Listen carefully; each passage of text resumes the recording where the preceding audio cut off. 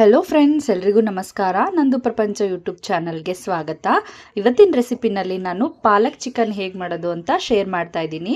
ಪಾಲಕ್ chicken ನೀವು ಅನ್ನಕ್ಕೆ, ಮುದ್ದೆಗೆ, ಇಲ್ಲ ಚಪಾತಿಗೆ, ಪೂರಿಗೆ ಎಲ್ಲದಕ್ಕೂ ಮಾಡ್ಕೋಬೋದು. ಸೂಪರ್ ಕಾಂಬಿನೇಷನ್ ಅಂತಲೇ ಹೇಳ್ಬೋದು ಚಪಾತಿ ಪೂರಿಗೆಲ್ಲ. ಇವಾಗ ರೆಸಿಪಿ ನೋಡೋಕ್ಕಿಂತ ಮುಂಚೆ ಯಾರೆಲ್ಲ ನನ್ನ ಚಾನಲ್ನ ಇನ್ನೂ ಸಬ್ಸ್ಕ್ರೈಬ್ ಮಾಡ್ಕೊಂಡಿಲ್ವೋ ಪ್ಲೀಸ್ ಈ ಕೂಡಲೇ ಸಬ್ಸ್ಕ್ರೈಬ್ ಮಾಡ್ಕೊಳ್ಳಿ. ಹಾಗೆ ಲೈಕ್ ಮಾಡಿ, ಶೇರ್ ಮಾಡಿ, ಬೆಲ್ ಐಕಾನ್ ಮೇಲೆ ಕ್ಲಿಕ್ ಮಾಡಿ. ಇವಾಗ ಹೇಗೆ ಮಾಡೋದು ಅಂತ ನೋಡ್ಕೊಳ್ಳೋಣ.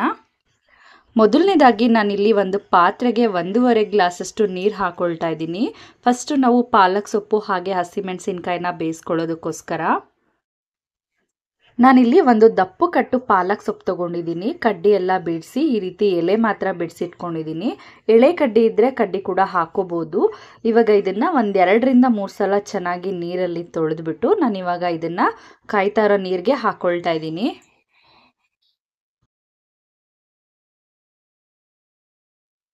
ಹಾಗೆ ಖಾರಕ್ಕೆ ನಾನಿಲ್ಲಿ ಒಂದು 4 ಹಸಿಮೆಣಸಿನ್ಕಾಯಿ ಹಾಕೊಳ್ತಾ ಇದ್ದೀನಿ.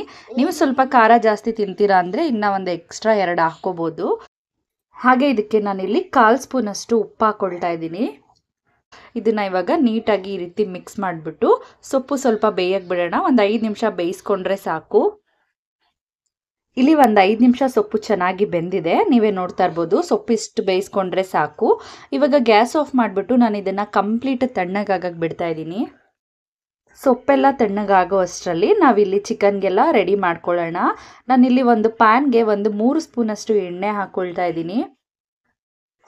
ಎಣ್ಣೆ ಒಂದು ಸ್ವಲ್ಪ ಕಾದ ನಂತರ ನಾನಿಲ್ಲಿ 3 ಮೀಡಿಯಮ್ ಸೈಜ್ ಈರುಳ್ಳಿ ತೊಗೊಂಡಿದ್ದೆ. ಈ ರೀತಿ ಸಣ್ಣದಾಗಿ ಹೆಚ್ಚಿಬಿಟ್ಟು ಹಾಕ್ಕೊಳ್ತಾ ಇದ್ದೀನಿ.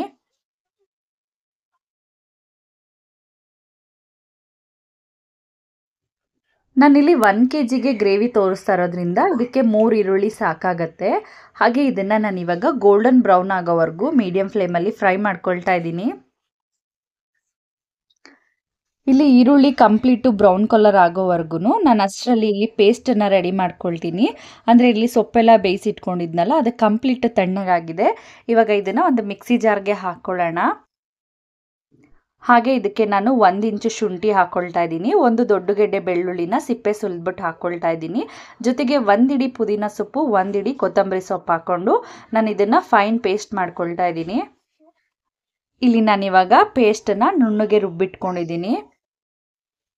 ಇಲ್ಲಿ ಈರುಳ್ಳಿ ಕೂಡ ನೋಡ್ತಾ ಇರ್ಬೋದು, ಚೆನ್ನಾಗಿ ಗೋಲ್ಡನ್ ಬ್ರೌನ್ ಆಗೋವರೆಗೂ ಫ್ರೈ ಆಗಿದೆ. ನಾನಿಲ್ಲಿ 1 kg ಸ್ಕಿನ್ ಔಟ್ ಚಿಕನ್ ತೊಗೊಂಡಿದ್ದೀನಿ. ಈ ರೀತಿ ಮೀಡಿಯಮ್ ಸೈಜಲ್ಲಿ ಕಟ್ ಮಾಡಿಸ್ಕೊಂಡ್ರೆ ಗ್ರೇವಿಗೆಲ್ಲ ಚೆನ್ನಾಗಿರುತ್ತೆ.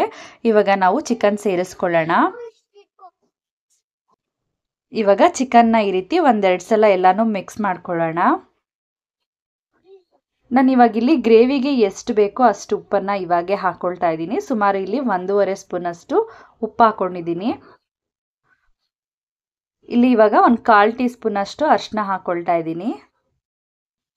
ಇಲ್ಲಿ ಎಲ್ಲಾನು ಚೆನ್ನಾಗಿ ಮಿಕ್ಸ್ ಮಾಡಿಬಿಟ್ಟು ಒಂದು 10 ನಿಮಿಷ ಫ್ರೈ ಮಾಡ್ಕೊಳ್ಳೋಣ.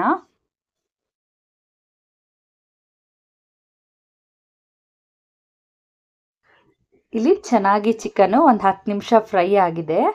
ನೋಡಿ, ನೀರೆಲ್ಲ ಸ್ವಲ್ಪ ಕಮ್ಮಿ ಆಗಿದೆ. ಇಲ್ಲಿವರೆಗೂ ಹುರ್ಕೊಂಡ್ರೆ ಸಾಕಾಗತ್ತೆ. ಇಲ್ಲಿ ಇವಾಗ ಇದಕ್ಕೆ ನಾನು 1 ಸ್ಪೂನಷ್ಟು ಧನಿಯಾ ಪುಡಿ ಹಾಕ್ಕೊಳ್ತಾ ಇದ್ದೀನಿ. ಹಾಗೆ ಖಾರಕ್ಕೆ 1 ಸ್ಪೂನಷ್ಟು ಚಿಲ್ಲಿ ಪೌಡರ್ ಹಾಕ್ಕೊಳ್ಳೋಣ. ನಾನು ಹಸಿಮೆಣಸಿನ್ಕಾಯಿ ಹಾಕ್ಕೊಂಡಿದ್ದೆ, ಇಲ್ಲಿ ನೋಡ್ಕೊಂಡು ಹಾಕೋಬೇಕಾಗತ್ತೆ. ಹಾಗೆ 1/4 ಟೀ ಸ್ಪೂನಷ್ಟು ಗರಂ ಮಸಾಲ ಹಾಕ್ಕೊಳ್ತಾ ಇದ್ದೀನಿ. ನಾನಿಲ್ಲಿ ಜೊತೆಗೆ ಆಚೆ ಚಿಕನ್ ಮಸಾಲ ತೊಗೊಂಡಿದ್ದೀನಿ. ಇದು ಚಿಕನ್ ಗ್ರೇವಿ ಮಾಡಬೇಕಾದ್ರೆಲ್ಲ ತುಂಬಾ ಒಳ್ಳೆ ಟೇಸ್ಟ್ ಕೊಡುತ್ತೆ ಅಂತಲೇ ಹೇಳ್ಬೋದು. ಇದನ್ನು ನಾನಿಲ್ಲಿ 1.5 ಸ್ಪೂನಷ್ಟು ಹಾಕ್ಕೊಳ್ತಾ ಇದ್ದೀನಿ. ಇವಾಗ ಪುಡಿಗಳೆಲ್ಲ ಹಾಕೊಂಡಾದ್ಮೇಲೆ ಒಂದೊಳ್ಳೆ ಮಿಕ್ಸ್ ಕೊಡೋಣ.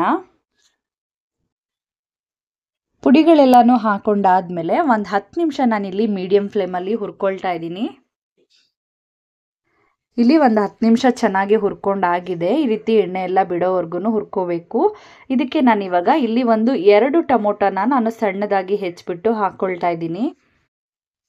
ನೀವು ಟೊಮೊಟೊನ ಬೇಕಾದರೆ ಪ್ಯೂರಿ ಮಾಡಿಬಿಟ್ಟು ಹಾಕ್ಕೋಬೋದು, ಇಲ್ಲ ಹೀಗೆ ಹೆಚ್ಚಿಬಿಟ್ಟು ಕೂಡ ಹಾಕ್ಕೋಬೋದು. ಟೊಮೊಟೊ ಎಲ್ಲ ಒಂದು ಸ್ವಲ್ಪ ಬೇಯೋವರೆಗೂ ಫ್ರೈ ಮಾಡ್ಕೊಳ್ಳೋಣ. ಇವಾಗ ಇದಕ್ಕೆ ನಾನು ಇಲ್ಲಿ ಒಂದು ಅರ್ಧ ಹಿಡಿಯಷ್ಟು ಮೆಂತ್ಯ ಸೊಪ್ಪನ್ನು ಹಾಕ್ಕೊಳ್ತಾ ಇದ್ದೀನಿ. ನಾವು ಚಿಕನ್ ಗ್ರೇವಿ ಮಾಡಬೇಕಾದ್ರೆಲ್ಲ ಮೆಂತ್ಯ ಸೊಪ್ಪು ಹಾಕ್ಕೊಂಡ್ರೆ ಅದ್ರ ರುಚಿನೇ ಬೇರೆ ಇರುತ್ತೆ. ನೀವು ಹಾಕ್ಕೊಂಡು ನೋಡಿ, ತುಂಬಾ ಚೆನ್ನಾಗಿರುತ್ತೆ. ಇವಾಗ ಇದನ್ನು ಒಂದು ಸ್ವಲ್ಪ ಫ್ರೈ ಮಾಡ್ಕೊಳ್ಳೋಣ. ಇವಾಗ ಇಲ್ಲಿ ಕೊನೆಯದಾಗಿ ನಾನು ರುಬ್ಬಿಟ್ಕೊಂಡಿರೋ ಪೇಸ್ಟನ್ನು ಹಾಕ್ಕೊಳ್ತಾ ಇದ್ದೀನಿ. ನಾವು ರುಬ್ಬಿರೋ ಪೇಸ್ಟ್ ಹಾಕೊಂಡ್ಮೇಲೆ ತುಂಬ ಏನು ಬೇಯಿಸ್ಕೊಳ್ಳೋದು ಬೇಡ, ಒಂದು 5ರಿಂದ 10 ನಿಮಿಷ ಮೀಡಿಯಂ ಫ್ಲೇಮಲ್ಲಿ ಬೇಯಿಸ್ಕೊಂಡ್ರೆ ಸಾಕಾಗತ್ತೆ. ಇವಾಗ ಇದನ್ನೆಲ್ಲನೂ ಚೆನ್ನಾಗಿ ಮಿಕ್ಸ್ ಮಾಡ್ಕೊಳ್ಳೋಣ. ರುಬ್ಬಿರೋ ಪೇಸ್ಟ್ ಹಾಕೊಂಡ್ಮೇಲೆ ನೀವೇ ನೋಡ್ತಾ ಇರ್ಬೋದು ಪಾಲಕ್ ಚಿಕನ್ನು ಕಲರ್ ಎಷ್ಟು ಚೆನ್ನಾಗಿ ಬಂದಿದೆ ಅಂತ. ಇವಾಗ ಇಲ್ಲಿ ಎಲ್ಲನೂ ಈ ರೀತಿ ಚೆನ್ನಾಗಿ ಮಿಕ್ಸ್ ಮಾಡ್ಕೊಂಡಾದ್ಮೇಲೆ ನಾನು ಗ್ರೇವಿಗೆ ಎಷ್ಟು ಬೇಕೋ ಅಷ್ಟು ನೀರನ್ನು ಸೇರಿಸ್ಕೊಳ್ತಾ ಇದ್ದೀನಿ. ನಾನು ರುಬ್ಬಿಟ್ಕೊಂಡಿದ್ನಲ್ಲ ಅದೇ ಮಿಕ್ಸಿ ಜಾರ್ಗೆ 1 ಗ್ಲಾಸಷ್ಟು ನೀರನ್ನು ಹಾಕಿ ಸೇರಿಸ್ಕೊಳ್ತಾ ಇದ್ದೀನಿ. ನೀವು ಅನ್ನಕ್ಕೆ ಮಾಡ್ಕೊಳ್ಳೋದಿದ್ರೆ ಇನ್ನೂ ಒಂದು ಅರ್ಧ ಗ್ಲಾಸಷ್ಟು ನೀರು ಎಕ್ಸ್ಟ್ರಾ ಹಾಕಿ ಸೇರಿಸ್ಕೋಬೋದು. ನಾನಿಲ್ಲಿ ಚಪಾತಿಗೆ ಮಾಡ್ಕೊಳ್ತಾ ಇರೋದ್ರಿಂದ ಸ್ವಲ್ಪ ತಿಕ್ಕಾಗಿ ಮಾಡ್ಕೊಳ್ತಾ ಇದ್ದೀನಿ. ಇವಾಗ ಎಲ್ಲನೂ ಮಿಕ್ಸ್ ಮಾಡಾದ್ಮೇಲೆ ನಾನಿಲ್ಲಿ ಒಂದು ಪ್ಲೇಟ್ ಕ್ಲೋಸ್ ಮಾಡಿ ಒಂದು 10 ನಿಮಿಷ ಬೇಯಕ್ಕೆ ಬಿಡ್ತಾ ಇದ್ದೀನಿ. ಇಲ್ಲಿ ಒಂದು 10 ನಿಮಿಷ ಎಲ್ಲ ಚೆನ್ನಾಗಿ ಬೆಂದಿದೆ, ನೀವೇ ನೋಡ್ತಾ ಇರ್ಬೋದು. ಈ ರೀತಿ ಸುತ್ತ ಎಣ್ಣೆ ಬಿಡೋವರೆಗೂ ಬೇಯಿಸ್ಕೋಬೇಕಾಗತ್ತೆ. ಇವಾಗ ಎಲ್ಲನೂ ಒಂದ್ಸಲ ಮಿಕ್ಸ್ ಮಾಡ್ಕೊಳ್ಳೋಣ. ಇದಕ್ಕೆ ಕೊನೆಯದಾಗಿ 1 ಸ್ಪೂನಷ್ಟು ಕಸೂರಿ ಮೇಥಿನ ಈ ರೀತಿ ಕ್ರಷ್ ಮಾಡಿಬಿಟ್ಟು ಹಾಕ್ಕೊಂಡು ಮಿಕ್ಸ್ ಮಾಡಿಕೊಂಡ್ರೆ ಪಾಲಕ್ ಚಿಕನ್ ರೆಡಿ ಆಗತ್ತೆ. ನೋಡಿದ್ರಲ್ಲ ಫ್ರೆಂಡ್ಸ್, ಪಾಲಕ್ ಚಿಕನ್ ಹೇಗೆ ಮಾಡ್ಕೊಳ್ಳೋದು ಅಂತ.